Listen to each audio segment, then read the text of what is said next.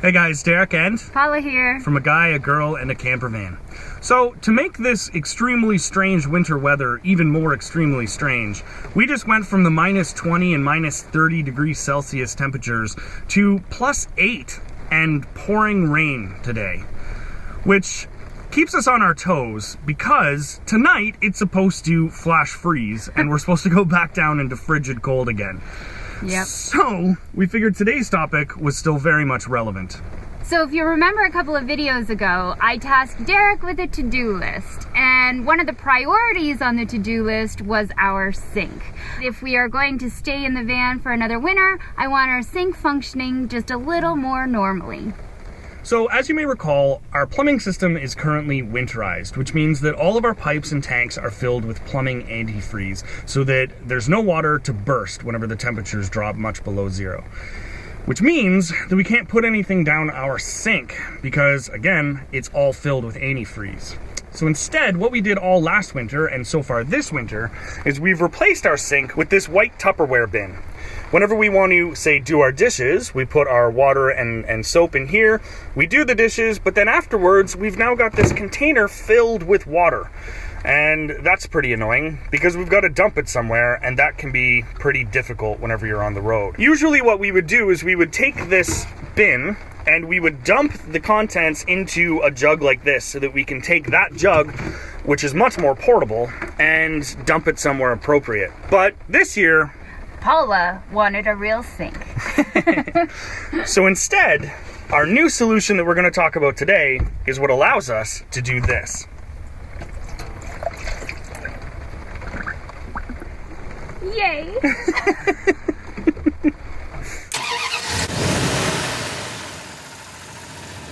So, how did we accomplish this? Our system is still completely winterized. Our gray water tank that would normally receive all of the wastewater from the sink still has antifreeze in it. All we've done is actually diverted the water from the sink into a different container. Now, some of you have mentioned in the comments on some of our previous videos that maybe one good solution, instead of just not being able to use the sink anymore, might be to put a 5-gallon bucket underneath the sink with a pipe that just goes straight from the drain and into the bucket.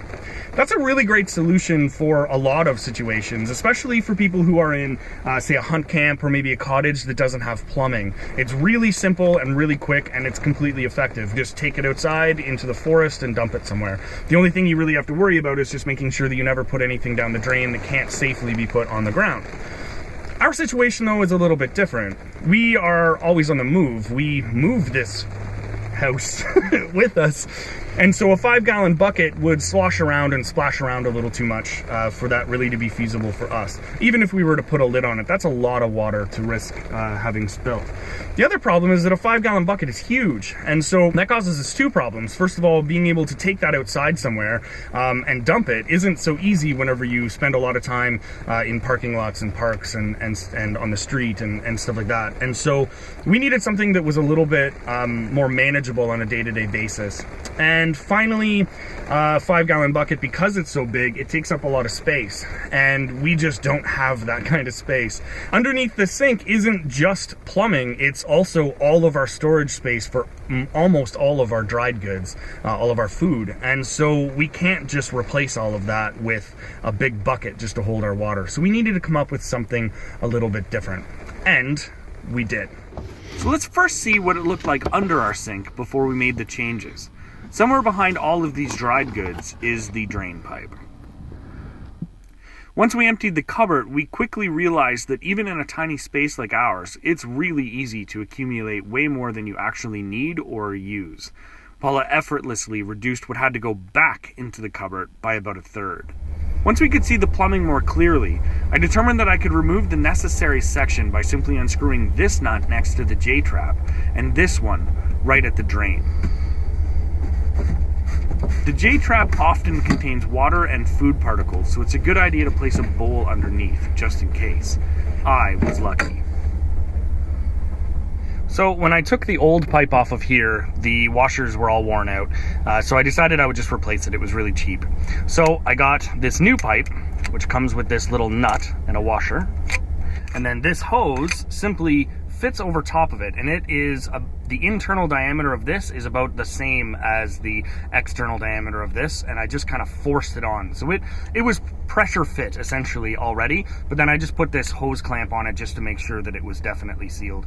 You can see that it kind of comes down to about here. So we've got a good inch or so of overlap. So then this screws on the actual drain of the sink,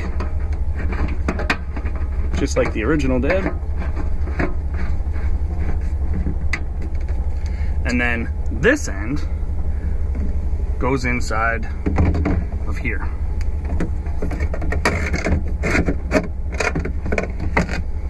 And that's it. And so now we've still got our J-trap, but it all drains into this jug instead of our gray water tank. And the rest of this plumbing, I'm just gonna leave there because it's not hurting anything. It takes up a little bit of room, but I figure the amount of room it takes up is less annoying than the amount of work it would take to take it all apart now and then put it all back together in the spring. Now when we pull the plug, it drains directly into the jug instead of our exterior gray water tank. Since the jug is inside, it's less likely to freeze, but if the forecast calls for particularly low temperatures, we're able to quickly empty it to prevent any damage. And if we ever forget, we can replace this jug for far less than the cost of repairing our actual gray water tank. So one of the things that we liked the most about this particular container is that it's so slim that it takes up almost no room in our cupboard, which means we still have all of this space to put all of our dried goods back in. So let's do it. All right. Popcorn, bird seed, because we like to feed the birds. Yeah. Parsley, I like parsley.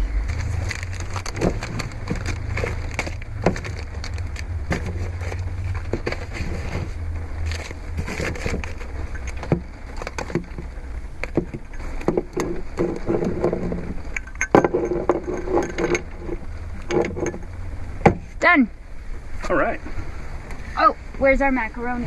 Right here. Ah, not done. He's like, there should be more in there. I know we scaled down a lot.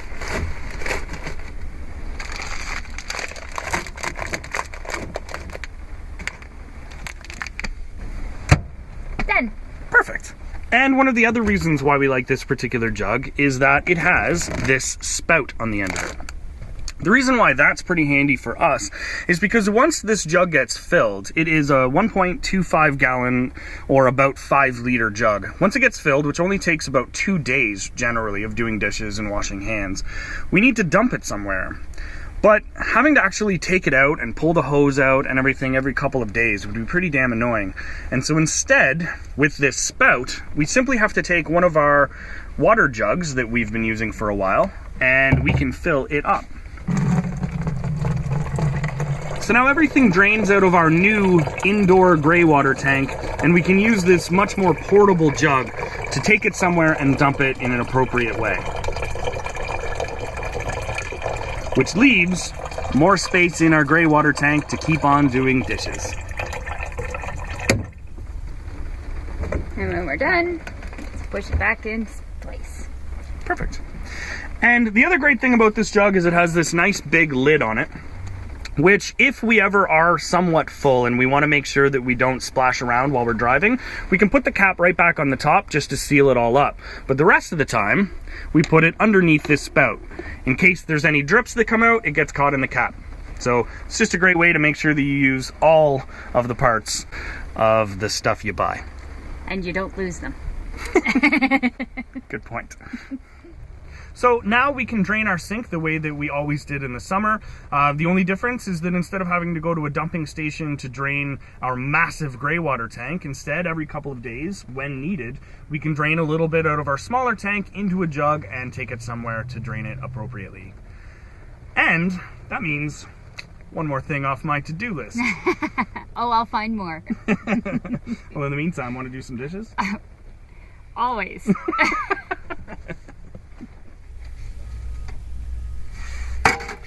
You know, when I suggested that we do the dishes, this is not exactly what I had in mind. I don't know. I wouldn't change a thing.